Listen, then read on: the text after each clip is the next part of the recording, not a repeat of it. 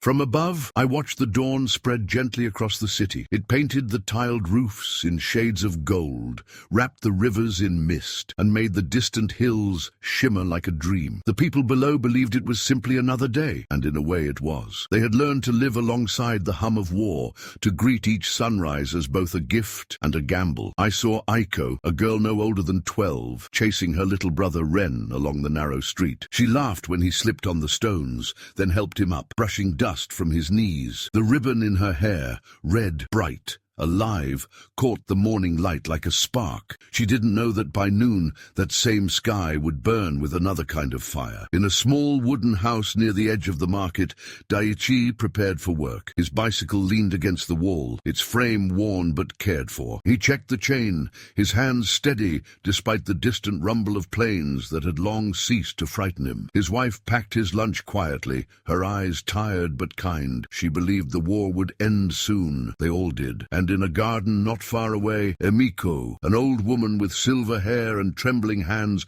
watered her chrysanthemums. She whispered a prayer to me, not for victory, not even for peace, but for gratitude, for breath, for sunlight, for another day to see her flowers bloom. I heard her, as I always do. From my place beyond time, I saw them all. Every face, every heartbeat, every fragile hope. Their lives intertwined like threads of silk. Aiko's laughter drifting past Daichi's window. Emiko's prayers carried by the same breeze that ruffled Ren's hair. They did not know how deeply connected they were, how their fates, though separate, would soon converge into one brief, blinding instant. I have watched countless mornings in countless worlds. But that one was different. There was a stillness beneath the rhythm of life, a quiet note of sorrow waiting to be played. Even the birds flew lower, their wings catching a weight the humans could not feel. I wished to warn them, to whisper louder, to bend the wind so they might listen. But that is not how creation works. They were free, my children, to build and to break, to love and to destroy. My role was not to command, but to witness. As the sun climbed higher, the city glowed with a beauty that made even heaven pause. The world held its breath, and in that breath, destiny took shape, unseen, unstoppable, already on its way across the sea. Across the ocean, the wind carried a different kind of silence. In rooms lit by artificial light, men bent over tables covered with blueprints and numbers. They spoke softly, almost reverently, as if shaping a prayer, but their prayer was to science, not to me. They believed they were saving lives. They believed the destruction of one city could end the suffering of millions. I watched them, my children, each with trembling hearts wrapped in certainty. They did not hate, they calculated. They drew circles on maps and gave them names that hid their horror. Targets, they called them, as if the people who lived there were nothing more than marks on paper. In Los Alamos, under the relentless desert sun, a man named Robert walked alone after each test. His hands shook, not from pride, but from fear of what he had built. He whispered to himself that it was necessary, that he had no choice. Yet deep within he knew, once light like that touches the world, it never truly fades. Meanwhile, in Hiroshima, life continued to unfold. Aiko sat at her school desk, drawing a bird on the corner of her notebook. Her teacher told the class to write about hope, and she smiled, writing that hope was the feeling that makes the sun rise. Ren waited outside, playing with a toy plane he had made from scrap wood. He threw it into the air again and again, laughing when it fell too soon. Daichi, miles away, tightened a loose bolt on his bicycle and thought of his wife's hands, how they had grown thin during the war, yet still found strength to wave goodbye each morning. He dreamed that someday, when peace returned, he would open a small repair shop by the river. And Emiko sat by her window, watching the children walk home, her lips moving in quiet prayer. She asked me to keep them safe. I wanted to tell her I was listening, that I always was, but I also knew that love does not mean control. To love is to let them choose, even when the choice brings pain. Far above the Pacific, a plane waited in shadow, its metal skin gleaming like a blade. It had no malice, no conscience, only purpose. The men who would fly it spent their days training, eating, sleeping, never truly understanding what they carried. They were sons, too, born from mothers who once prayed for peace under different skies. And as the world turned, the two sides of my creation moved closer, one out of fear, the other out of trust.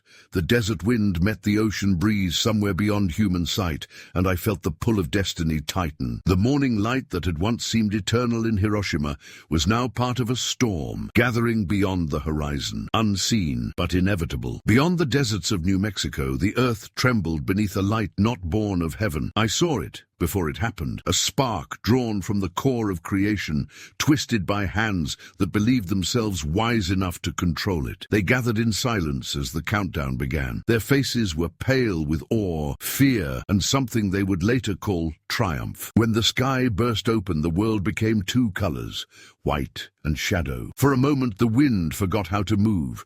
Even from where I stood, I felt the weight of that brilliance, the echo of a power once reserved for the birth of stars. They had reached for the fire I used to forge existence itself. Some of them cheered, some wept. A few fell to their knees, whispering words they didn't know were prayers, and I, their father, looked upon them with a sorrow that no thunder could carry. They had unlocked the sun, and in their discovery, they believed they had won a victory over death. But what they truly conquered was their own innocence. Robert stood apart from the others. His glasses reflected the glow that still lingered above the horizon. He said softly, "Now we are all sons of fire." I heard the tremor in his voice, the kind that comes when a soul understands too late what it has done. I do not despise knowledge. I gave it to them, the curiosity, the hunger to explore, the yearning to understand the unknown. But knowledge without humility becomes hunger without end. And as I watched them celebrate beneath the new sun they had made, I knew this light would not fade quietly. It would travel. It would find a home across the sea. In Hiroshima that same morning, Aiko laughed as she showed her drawing of a bird to her teacher. Ren ran through the market, holding a rice cake he'd bought with a coin his sister had given him. Daichi finished his shift, wiping sweat from his brow, unaware that destiny was already tracing a path toward him. Emiko placed incense before her shrine, whispering, "Protect them, Lord, protect them all." And I listened to each prayer, each breath, each heartbeat, while far away, men in uniforms prepared to turn discovery into decision. Maps were laid out, cities were named, and among those names was Hiroshima. I wanted to believe they would stop. That reason would rise like dawn and scatter the darkness of fear. But the storm had already gathered. The light they had summoned in the desert had become a promise, one that no one dared to break. So I waited, I watched. The sky above the Pacific shimmered with calm, unaware that soon it would carry the weight of fire. The sun set over the desert where it had all begun, and rose again over Japan, carrying with it the silent heartbeat of what was coming next. The silent heartbeat of what was coming next echoed across the Pacific, carried by wind and will. The sea below sparkled as if unaware of the burden it bore, a burden hidden inside a silver machine that hummed softly among the clouds. The men aboard spoke little. They had trained for this, practiced every movement until it became reflex. Yet none of them could silence the question that lived quietly in the back of their minds. What happens when the sun falls to earth? I watched the plane they called Enola Gay rise through morning light, its polished surface glinting like a blade sharpened by purpose. Inside,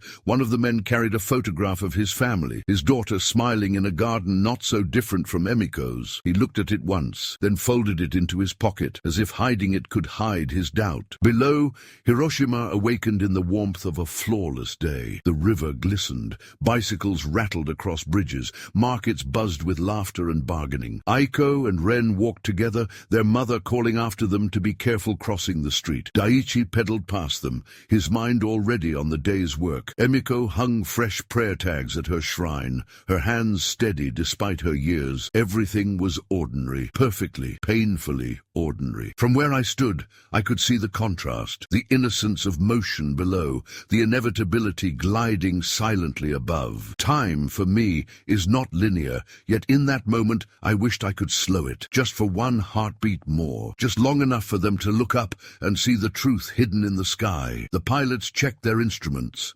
They spoke in clipped tones, masking fear with procedure. Target in sight, altitude steady, bomb bay doors open. The world below continued to move, unaware that its shadow was about to be rewritten. Aiko paused in the street to tie her brother's sandal. Ren giggled. Daiichi glanced up at the clouds and squinted, seeing nothing unusual. Emiko lit a candle and whispered, "The air feels strange today." And I felt it too, that trembling stillness before everything breaks. Even heaven grew quiet. Angels who had sung through storms and wars fell silent, as if the universe itself held its breath. The plane curved through the morning air, sunlight dancing along its wings. Inside, a man whispered a prayer he didn't know I would hear. "God, let this end the war." And though I heard his words, I could not answer as he wished, for peace cannot be built upon ashes. It must grow from mercy, and mercy had not yet found its home among them. At precisely 8:15 a.m., the doors released. The object fell, spinning gently, almost gracefully, a small shape descending through eternity. Below, the city continued its song. The bells rang, children laughed, and for one final instant, Hiroshima breathed in the light of morning. Then the sky began to change. At first, it shimmered, a ripple of white that no one understood. For a heartbeat, Hiroshima stood between worlds, light and shadow, creation and collapse. The air thickened, trembling like water before it boils. And then, all at once, the sun seemed to fall. A blinding flash swallowed the city. It was not light as humans know it. It was the raw breath of the universe, a wound torn open in the morning. Roofs lifted from houses, walls dissolved, and the river itself rose into the air, shining like molten glass. Every color vanished. Only white remained. I saw it all. From above, the explosion expanded like a living thing, devouring sound before giving it back as thunder. It was the echo of every weapon, every fear, every prayer unanswered. The sky cracked, and the earth below shuddered beneath the weight of its own brilliance. For an instant, time forgot to move. Aiko and Ren were caught in that frozen breath of eternity, her hand reaching for him, his toy plane still in mid-air. Daiichi's bicycle twisted beneath a wind too strong to see. Emiko's shrine trembled, its candle still burning, even as the garden around it turned to ash. There were no screams yet, only silence. The kind of silence that comes when even sound is afraid to exist. Then came the wind, a storm that carried fire instead of rain. It swept through the streets, through temples and schools, turning everything into fragments of memory. Shadows of people marked the ground where they had stood, their final moments etched into stone. From where I watched, the light touched even heaven's edge. It reached me, not as heat, but as sorrow. The brilliance of it was almost beautiful. Creation always carries beauty, even when twisted by human hands. But beneath that light was pain, a pain so vast that angels themselves wept. I could not stop it. I could only receive what followed. Souls rose through the burning air, drifting upward like sparks from a dying fire. Some carried fear, others confusion, and a few a strange calm, as if part of them already knew this moment had been waiting since the world first learned war. The cloud climbed higher, forming a pillar that pierced the heavens. Men below would later name it the mushroom cloud. To me, it looked like the shadow of mankind's heart, vast, dark, and reaching upward in search of forgiveness. The river boiled, the air glowed red, and then finally the sound returned, a roar that seemed to tear the sky apart. When it ended, nothing was as it had been. Where a city once breathed, there was silence and dust. But within that dust, tiny movements began, hands searching, hearts still beating, voices faint but alive. And in those fragile sounds of survival, I heard the first note of what would come next, the rising of the lost. After the fire faded, silence became the loudest sound upon the earth. From my place above, I watched the city that once breathed with laughter turn into a plain of ash and memory. The rivers moved slower, carrying fragments of what once was, a toy, a letter, a shoe, a name half burned by the wind. The souls that rose from Hiroshima did not cry at first. They simply looked around, trying to understand what had happened. I saw confusion in their eyes more than sorrow. It is always this way. When life ends suddenly, understanding comes before grief. They stood together, as if waiting for someone to tell them it was only a dream. Emiko was there among them, still holding her lunchbox. Her father's spirit stood behind her, his rough soft hands resting gently on her shoulders.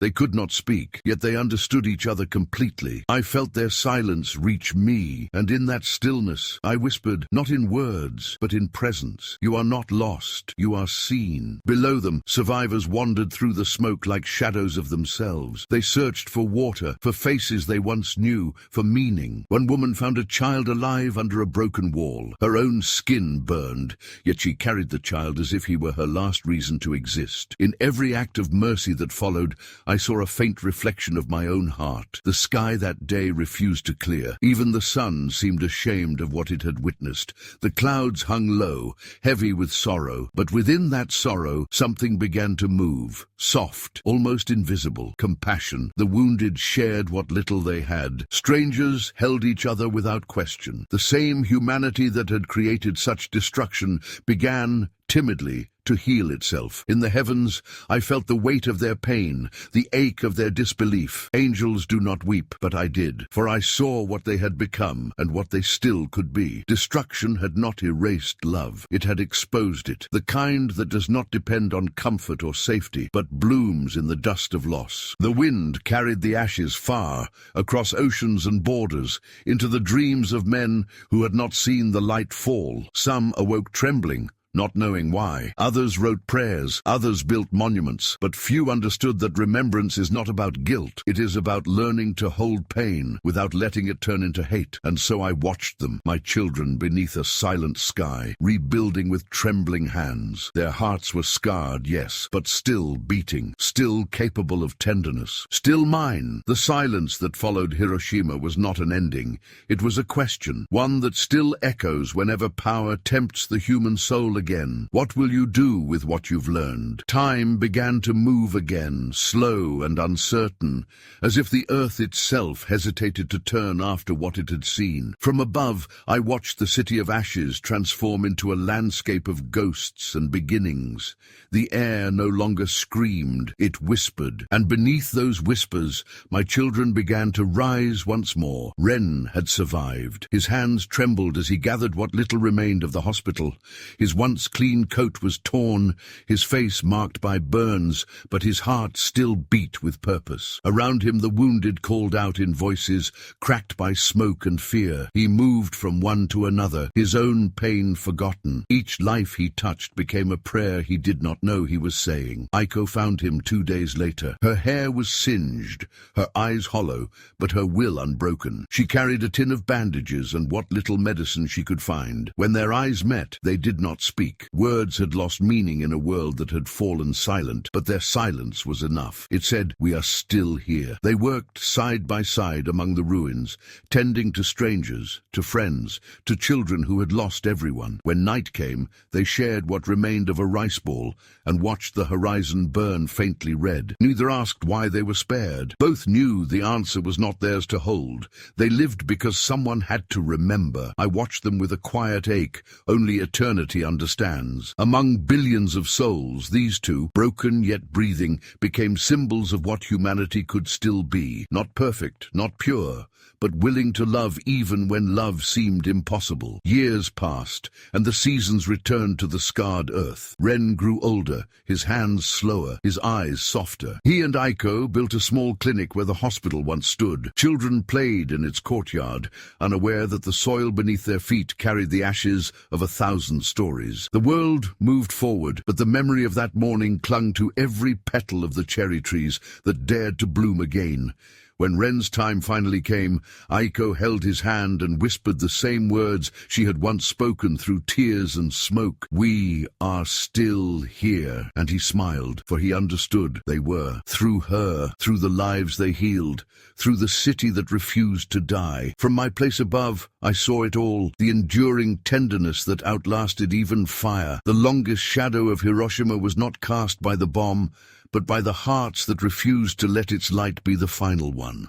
And as the wind carried their names across the earth, I whispered softly to them both, "You have done what I hoped for. You have remembered love." The years turned into decades, and the scars of the earth began to fade, though the memory never did. From above, I watched as Hiroshima rose again, a city reborn from its own ashes, breathing the same air, but now with quieter hearts. Children laughed in streets once marked by shadows. The river ran clear once more, as if it too had chosen to forgive. Yet beneath every stone, in every breeze, I could still feel the hum of what had been lost and what had been learned. Aiko lived long enough to see the city blossom again. Her hair turned silver, her hands lined with time, yet her spirit never dimmed. She often walked to the river, where she and Ren had once gathered water for the wounded. She carried a single flower, always white, and placed it on the surface. The current took it away gently, as if returning it to me, and each time she whispered, "We are still here." From where I watched, her words rippled through eternity. They reached the places where anger still burned, where leaders still spoke of weapons with trembling pride. I sent her whisper into their dreams, a reminder that peace is not signed, it is lived, one act of compassion at a time. Some awoke with tears, others turned away, but a few listened, and sometimes a few is all I need. Ren and Aiko's clinic stood for many years after their passing. It became a place where children learned not only medicine, but mercy. On its wall, someone wrote a simple phrase, "Pain remembered is wisdom kept." It was not scripture, but I heard myself in it, because what remains of light is not brightness, it is understanding. I often look upon the earth and see my children still building walls, still drawing lines between us and them, but I also see hands reaching across those lines, hands that tremble yet choose to hold rather than strike. They do not know that every act of kindness, however small, echoes louder in creation than any war ever will. Hiroshima's shadow still stretches across history, but its meaning has changed. It is no longer only a warning, it is a mirror. In it, humanity sees both its darkest impulse and its divine reflection. The power to destroy, yes, but also the power to forgive, rebuild, and love again. As the sun set over the city one evening, I saw a group of schoolchildren launch paper cranes into the wind. Their laughter rose into the sky, pure and unburdened. The cranes soared higher than smoke ever did, carrying prayers not for victory, but for peace. And I, their father, watched in silence, because sometimes the greatest act of faith is not in the speaking, but in the surviving. What remains of light is not the fire that burned, it is the warmth that stayed.